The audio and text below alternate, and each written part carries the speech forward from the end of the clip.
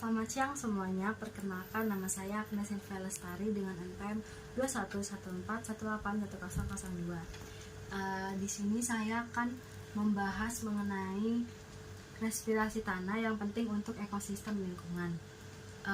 Seperti yang kita tahu, respirasi tanah adalah proses transfer karbon dioksida dari tanah ke atmosfer yang terutama dilakukan oleh mikroorganisme tanah ataupun akar tanaman. Respirasi tanah merupakan proses yang sangat penting bagi ekosistem dan lingkungan, yang mana respirasi tanah itu memiliki banyak manfaat, termasuk dalam membantu siklus karbon dan nitrogen, meningkatkan kesuburan tanah, meningkatkan kualitas air, serta mengurangi polusi. Pada kesempatan kali ini, saya akan membahas beberapa topik penting dari respirasi tanah. Yang pertama ada pendahuluan, kemudian tujuan, manfaat respirasi tanah, kemudian ada faktor yang mempengaruhi respirasi tanah, serta cara meningkatkan respirasi tanah. Dan yang terakhir kesimpulan. Pertama-tama saya akan membahas mengenai pendahuluan. Pendahuluan itu berkaitan dengan aktivitas mikroorganisme di tanah.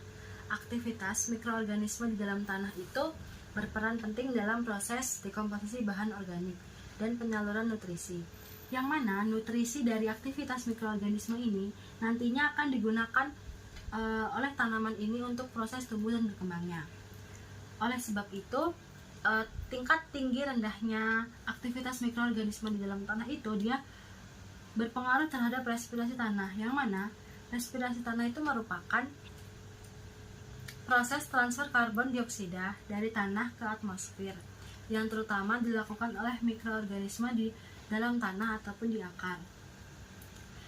Respirasi tanah itu dia dapat meningkatkan aerasi tanah, yang mana aerasi tanah itu dia penting untuk pertumbuhan tanaman. Tanaman membutuhkan oksigen untuk respirasi, dan respirasi akan menghasilkan oksigen untuk tumbuh kembangnya tanaman tersebut.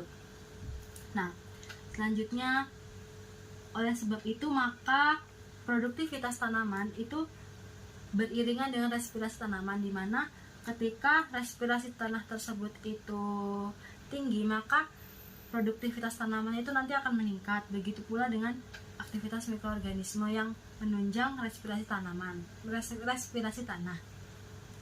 Kemudian ada tujuan, yang mana tujuan dari topik saya ini yaitu mengevaluasi dampak respirasi tanah pada ekosistem dan lingkungan. Selanjutnya ada manfaat respirasi tanah. Yang pertama itu membantu dalam siklus karbon dan nitrogen, yang mana respirasi tanah adalah salah satu jalur utama pelepasan karbon dioksida ke atmosfer, yang mana karbon dioksida ini berasal dari bahan organik yang terdegradasi oleh mikroorganisme tanah.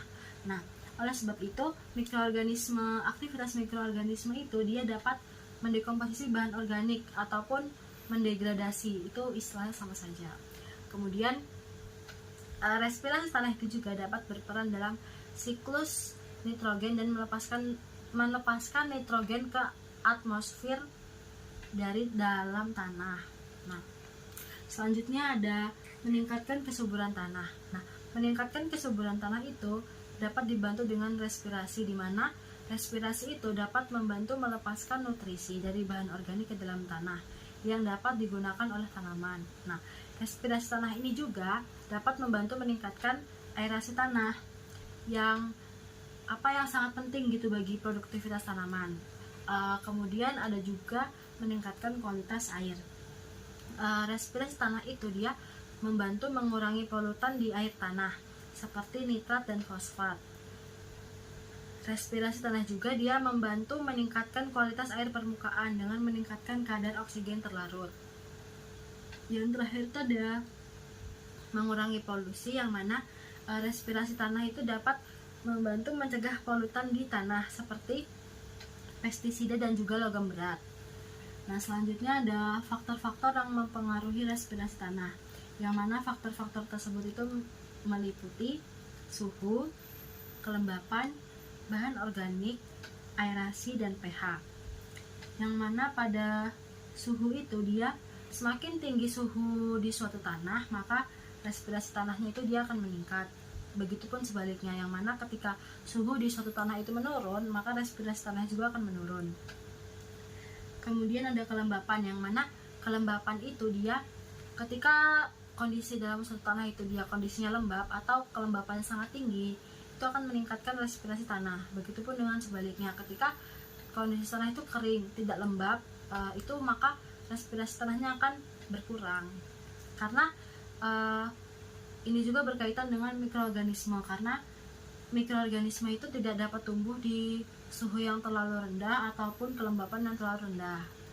Kemudian ada bahan organik, yang mana ketika kandungan dalam suatu tanah itu kandungan bahan organiknya tinggi, maka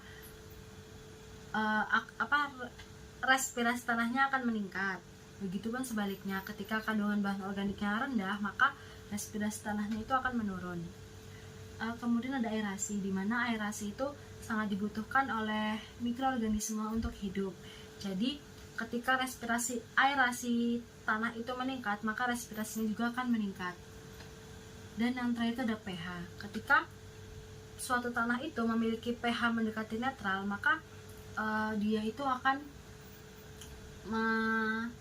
meningkatkan juga respirasinya. Nah, karena respirasi tanah itu tidak akan berjalan dengan lancar ketika pH terlalu basah ataupun terlalu masam.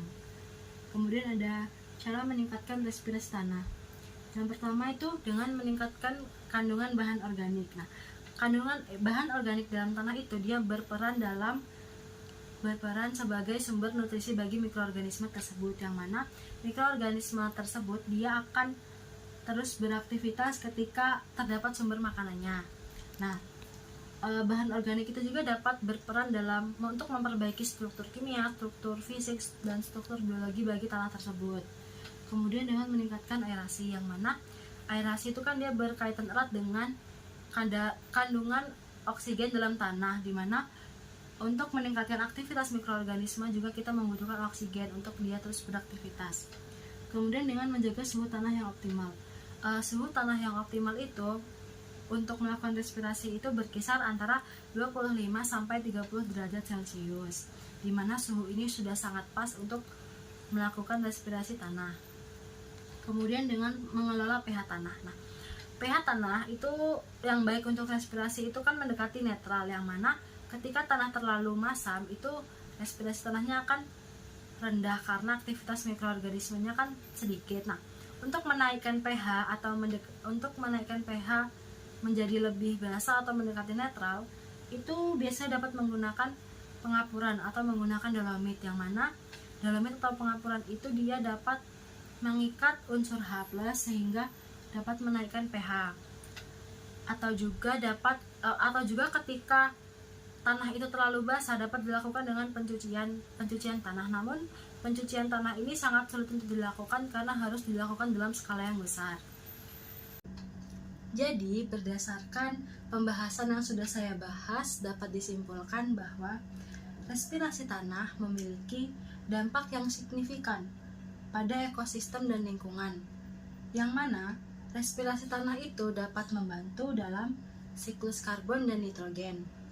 Kemudian dapat meningkatkan kesuburan tanah, meningkatkan kualitas air, dan mengurangi polusi. Oleh karena itu, respirasi tanah merupakan proses yang sangat penting bagi keberlangsungan hidup ekosistem tanah, yang mana gangguan terhadap respirasi tanah dapat berdampak negatif terhadap produktivitas pertanian, kualitas air tanah, dan stabilitas tanah.